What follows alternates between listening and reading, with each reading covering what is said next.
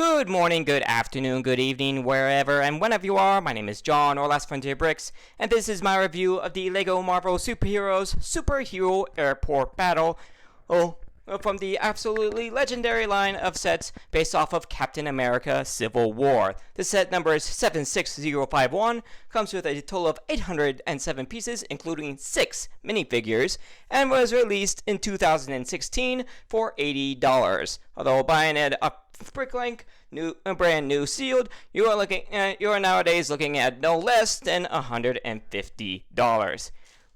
Here is the instruction manual, depicting a pretty awesome looking battle, if I do say so myself. And as you can see, the instructions just go straight into the build. Although they do advertise the other Civil War sets, along with a advertisement of the, at the time, basically brand new LEGO Marvel Avengers video game. If you haven't already, you can check out my playthrough of that game on my channel. And all of these Civil War sets came with a little comic, which actually kind of broke down the first 2/3 of the Civil War movie pretty well, actually. So, without that out of the way, let's go ahead and get to a review of the set, starting with the figures. Alright, starting off with the figures in the order that you build them. The instructions, starting off, we have Iron Man, and I believe his Mark 47 suit. I believe that's the correct number in the Marvel Universe. There's good printing on both the front and back torso. Notice the white and the Iron Man eyes. I believe that that's pretty rare. And also, some pretty good, like I said, good detail on the torso. I think the most interesting part is that you notice the top part of the arc reactor is actually a bit covered up.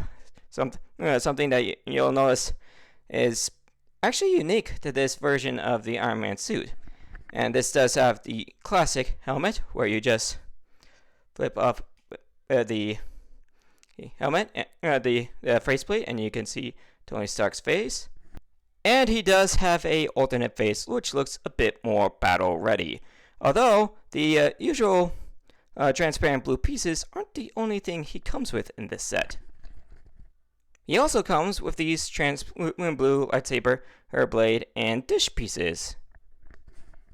Basically what you do is you just attach the lightsaber blade to his hand in order to make it look like he's firing his repulsor blast. Not as handy as the power blast pieces. And they came out back when they did the Endgame sets, but it certainly works out. And next up on Team Captain America, we have Sharon Carter. I gotta admit, every time I think of Sharon Carter in Civil War, no offense to the actress, she does a wonderful job as the character. I can't help but think of a meme that showed up once the promotional art for Civil War came out, where someone took her face and then added that image of Star-Lord at the beginning of Guardians of the Galaxy saying, yeah, funny, I'm going to be totally honest with you, I forgot you were here. But to be honest, I'm not going to complain about LEGO making a figure of her.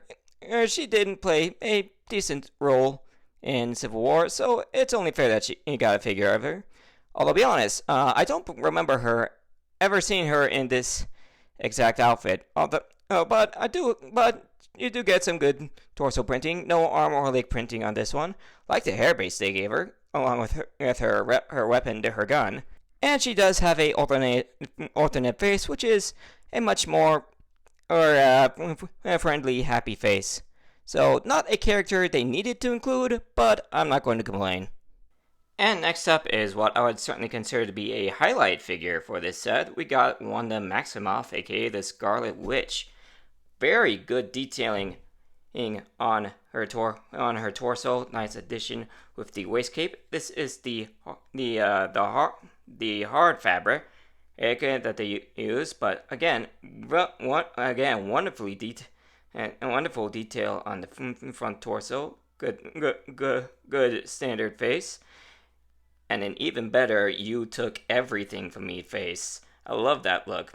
Also, good detailing on the back as well, which almost makes it, which is almost a tragedy because it's mainly covered up by her hairpiece, which also is wonderfully done. Because like, take a look, it's like 90% of it is covered up, but I can't complain. It's a wonderful hairpiece, and it looks good on her. And for her accessories, she comes with a pair of these transparent pink dish pieces and one by one tiles represent her power. They just attach to her hands, and there you go. She's ready to go. Wonderful figure. And next up, we have the man of the hour himself, Captain America. I think the real drawback for this figure is that it's a reuse of the figure from Age of Ultron. However, that doesn't mean that this figure doesn't look good. I love I love all the detail on his suit. I think that Star is actually painted in a metallic silver. Now I take a good look at it, and I gotta admit, I'm not gonna complain about that little detail. Oh, this is before they added in that helmet piece for Captain America. Although I gotta admit, I still like where it's painted on his face. Good detailing on both the front and back of the head, and on the back of the torso, where it gets more metallic silver on the clamp piece for a shield. Also, what can I say about the shield? They got that perfect the first time. This is still using the red shield piece, not the gray. They once used that until the Age of Ultron Endgame. But again, they got that right. They got that perfect the first time. Not much they can do to upgrade it. But still, you can't have a Captain America Civil War wave without Captain America.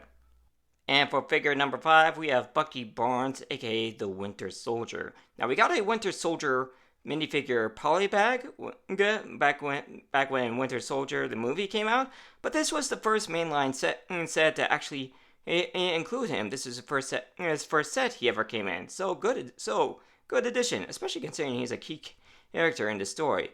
Good detailing on the torso and the front face, good amount of stubble, good hairpiece. Certainly looks like Bucky in the movie. Yeah, they use a alien style weapon for him, and good detailing on the metal arm. I especially love that you can tell like the red star painted on it actually starting to fade. That's a good level of detailing. Good printing on the back of the torso as well. Oh, no printing on the other arm or the legs, but he does come with a alternate, much more angry Winter Soldier style face. Another wonderfully down figure, well deserving to be in this set. And for our final figure, we have the War Machine. Another standout figure for this set. Some serious printing on his torso and legs. No arm printing though. Although I do love the attention to detail on the helmet, like the little blue lines and the red in the eyes. Of course, just like the Iron Man figure, you can flip up the faceplate to see his face. Although I gotta admit, every time I take a look at this face, I can't help feel like this doesn't feel like War Machine. This feels more like Finn. However, I do like the alternate face. That's a much more ready to go War Machine looking face. As usual, he has the usual trans the pieces to simulate flight, and he's got himself a such shooter attached to represent his minigun.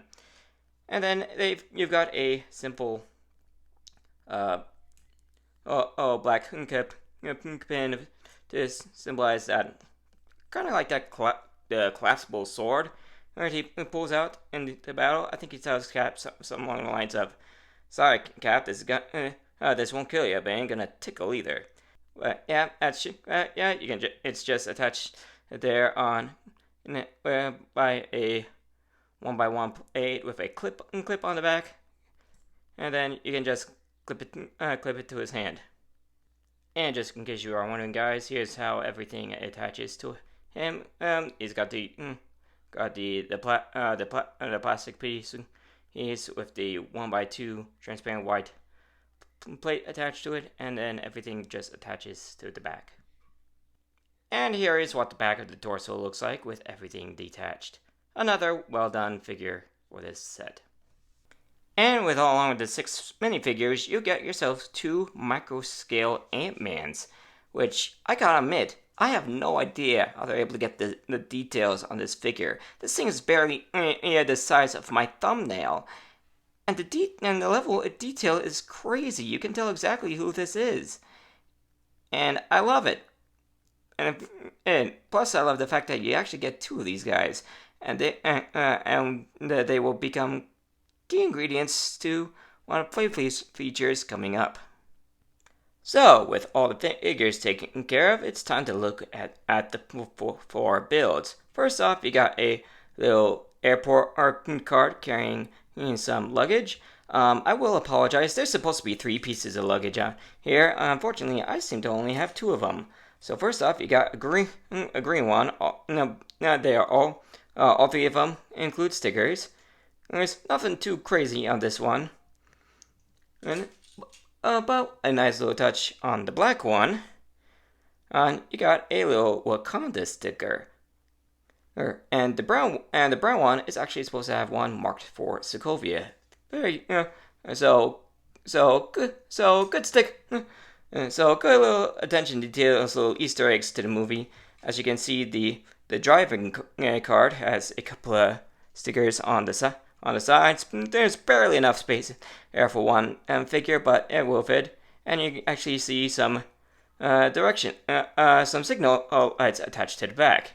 And there is a little play feature on the back card where you can just have one of your figures hit the tab back here, and it knocks all the suitcases away. And next up, we have what was the big movie spoiler in this set. We have the Buildable Giant Man figure. This was Lego's. I believe this was Lego's first attempt at making a buildable minifigure, and I certainly say they knocked it out of the park. The movement and the amount of movability, it very much feels like just a buildable version of a minifigure.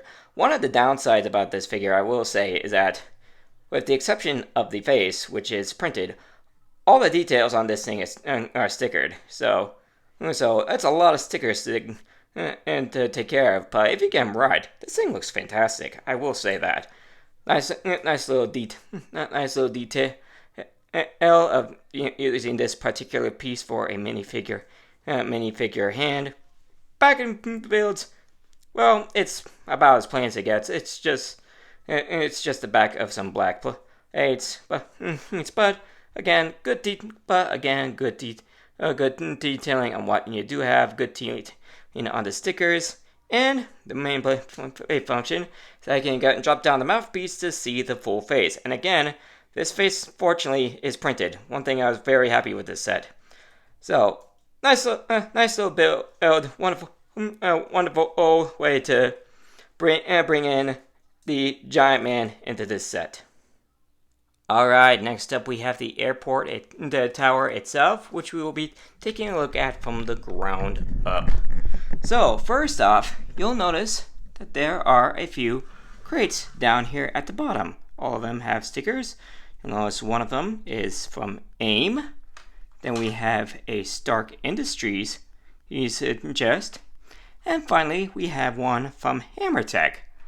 All 3 of which we know from the movies, is specifically HammerTech from Iron Man 2, AIM from Iron Man 3, and well, Stark Industries has been there all along.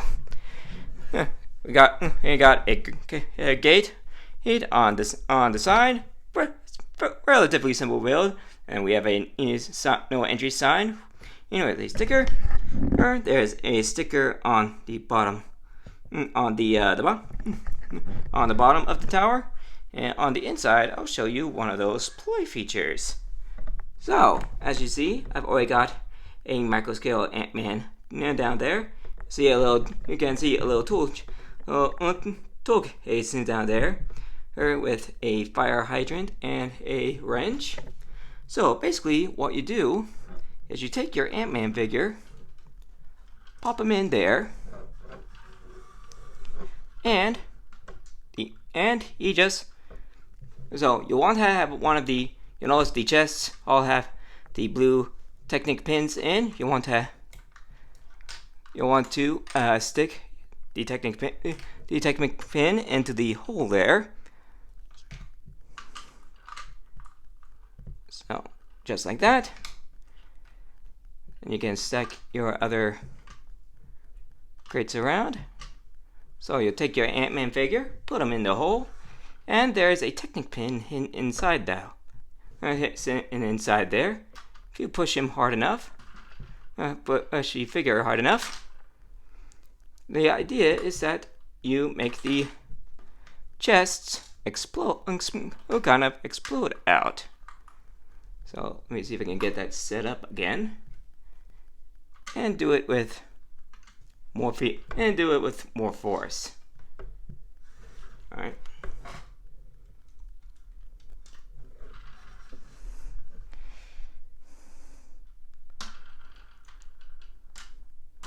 Yeah.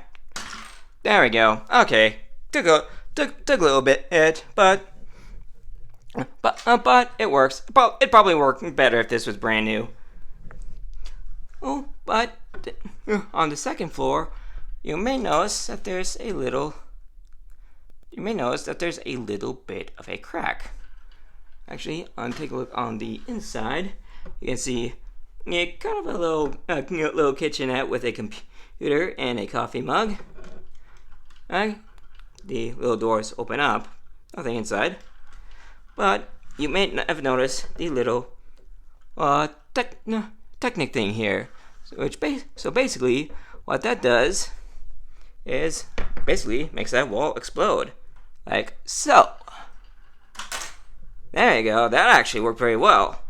So basically, the Technic rod is connected to two more rods right there, and you can see how that works. And at the top, you get on the inside, you can actually see another microscale Ant-Man. So maybe there's actually three. Maybe it actually comes with three sets, three of those microfigure Ant-Man. So my bad. So the top of the tower is pretty well detailed. You got a large antenna on the left. On the right side, you have a smaller antenna with a dish, and you can see some rotating lights. And on the inside, you've got one printed tile and two computers with stickers, and the chair rotates. So a pretty fun build, and I think it's one that you could easily integrate into any Lego city. So I think that works out really well. And for the final build in this set, we have the Quinjet. When this came out in 2016, this was the smallest minifigure scale Quinjet, and unless you count the quad jumper from the one set from Captain Marvel, that holds true today. First thing you may notice is that this thing actually has quite a few stickers. You got a big one right here on the window, you got two more right behind it, and then two more on the wings. Speaking of that cockpit, it does open up, and while it is super tight, I just tested it like a few minutes ago, and believe it or not, you actually can fit two figures back there. So I've got Cap and Bucky right here, and I'll put Bucky right here in the back. And then we got Cap in front. You do have to lean him all the way back, so there's not much headroom there for Bucky, but it does fold down just fine. You can fit two figures in there.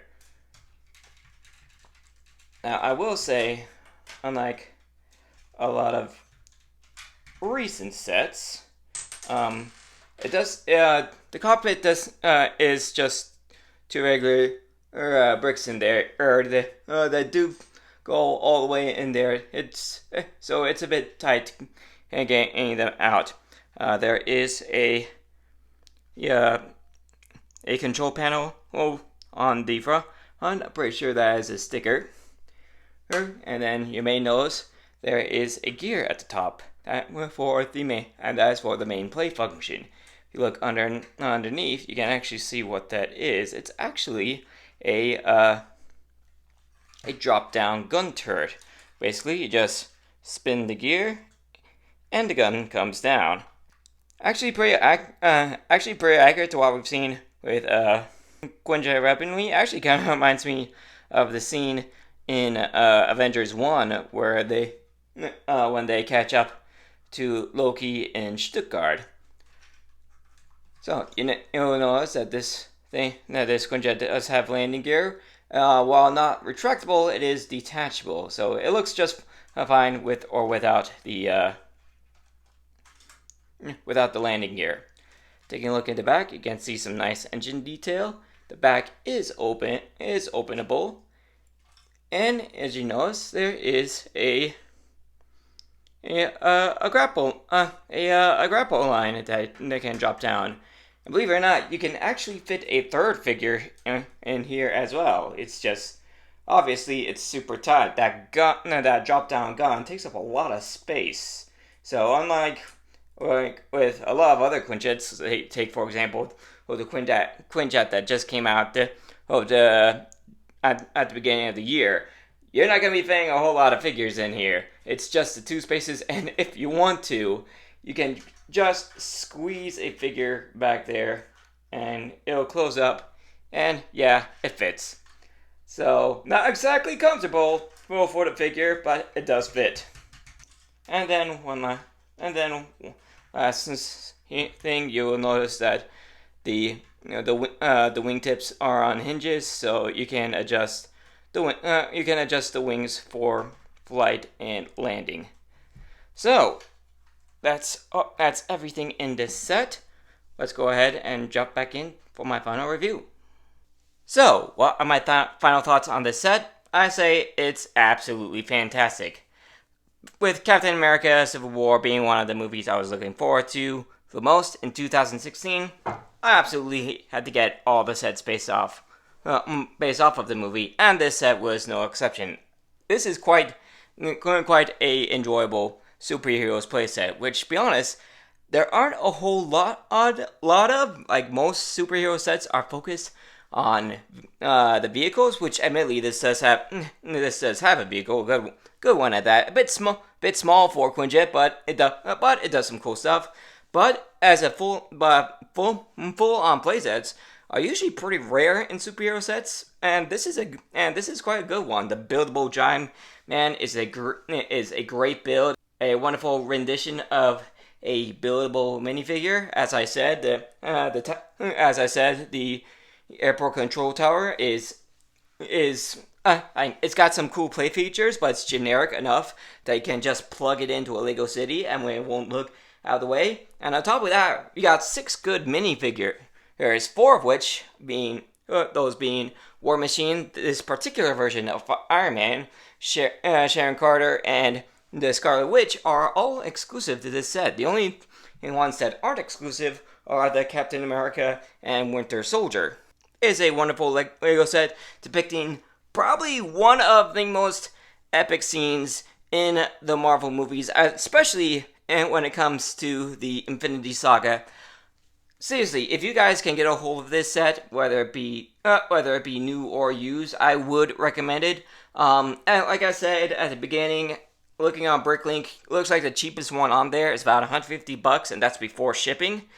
But if you guys can get this for like 100 or even 120, I would certainly pick it up. If you got any interest in the Marvel movies, especially Civil War, this is a no-brainer for me. I would absolutely pick it up. But that is going to do it for the end of this review. Thank you for joining me for it. If you guys enjoyed it, you know what to do. You can check out some more of my content on the end screen in just a few seconds. And I'll see you all in the next video. Later, everybody.